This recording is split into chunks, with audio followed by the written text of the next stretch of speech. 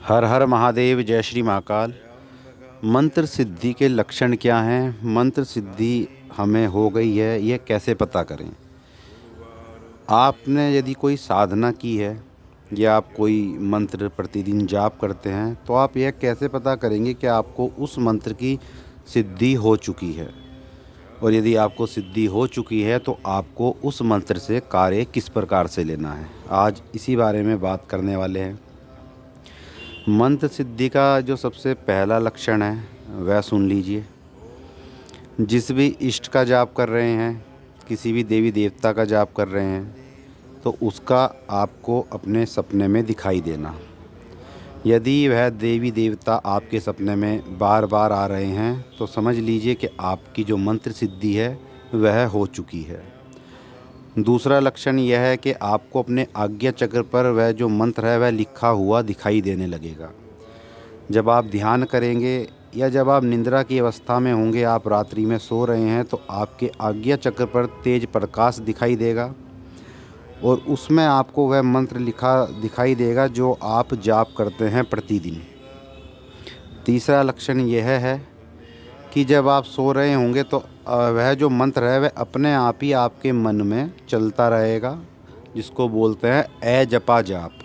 या किसी मंत्र को हम काफ़ी लंबे समय से सिद्ध करना चाह रहे हैं, प्रतिदिन जप रहे हैं, तो वह आपके मन में अपने आप ही चलने लगेगा। जब आप सोकर उठेंगे या आप नींद में होंगे तो आपको लगेगा कि मेरा मन जो है वह मंत्र जाप कर रहा है। आप अचानक से आपकी आँख खुली रात्रि में और वह जो मंत्र है वह आपके मन में चलता हुआ मिलेगा, तो समझ लीजिए कि आपकी जो मंत्र सिद्धि है वह हो चुकी है।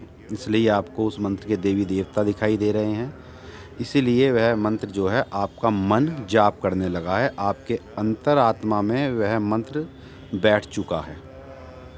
अब इसमें क्या सावधानी रखनी है, क्या नेगेटिव पॉइंट इसमें आपको मिल सकते हैं और क्या पॉजिटिव पॉइंट है, उसके बारे में जान लीजिए। यदि आप बिना गुरु के किसी मंत्र का जाप कर रहे हैं और वह देवी देवता से जुड़ा हुआ ना होकर किसी अप्सरा का मंत्र है, किसी यक्षिणी का मंत्र है, किसी बेताल का मंत्र है, तो उसमें क्या होगा कि जब आप उस देवी देवता या जिस भी शक्ति का आप जाप करेंगे तो उसके साथ जो गण चलते हैं, यानी कि भूत प्रेत डाकनी शाकनी, तो वह अपने आप ही आपसे जुड़ जाएंगे।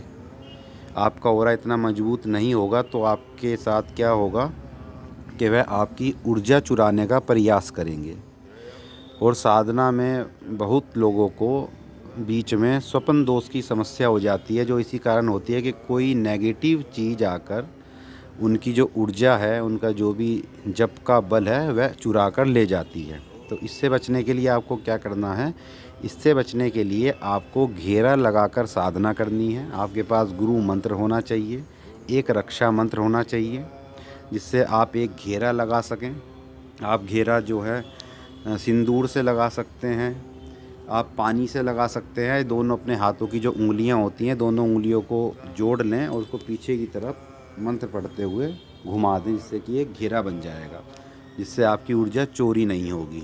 दूसरा इसमें क्या रहेगा कि आप भैरव जी के मंत्रों का जाप कर सकते हैं। भैरव चालीसा का 11 बार पाठ कर सकते हैं, भैरव अष्टकम का 11 बार पाठ कर सकते हैं और भैरव जी से यह प्रार्थना कर सकते हैं कि मैं जो भी जाप कर रहा हूँ, जो भी मैं साधना कर रहा हूँ, तो इसमें मेरी जो ऊर्जा है वह चोरी ना हो, उसकी आप रक्षा करें, ऐसी मैं आपसे प्रार्थना करता हूँ। इससे आपकी ऊर्जा चोरी नहीं होगी। और महीने में एक बार भैरव जी का और अपने जो इष्ट शक्ति है उसका हवन ज़रूर कर दिया कीजिए। अब ये बात हो गई कि आपको मंत्र सिद्ध हो गया है, आपकी ऊर्जा चोरी होने से भी बचा लिया है आपने। अब आपको कार्य किस प्रकार से लेना है? जब आपका मंत्र सिद्ध हो गया है तो आपको कार्य कैसे लेना है? तो यह जो कार्य लिया जाएगा वो लिया जाएगा आपकी संकल्प की शक्ति से।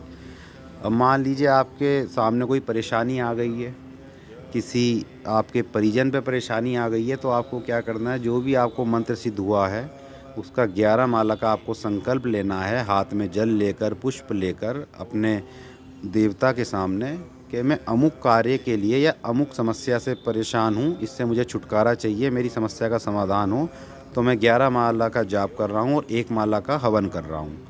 11 माला का जाप कीजिए, जो भी आपके इष्ट हैं उनके चरणों में जो भी आपने जाप किया है वह सब समर्पित कर दीजिए और अपनी प्रार्थना कीजिए, अर्जी लगाइए कि मेरा अमुक कार्य है, इसको आप कर दीजिए। जो भी आपकी समस्या है उसको आप उनके सामने बोल दीजिए कि मुझे इस समस्या से निजात दिला दीजिए, मुझे छुटकारा दिला दीजिए।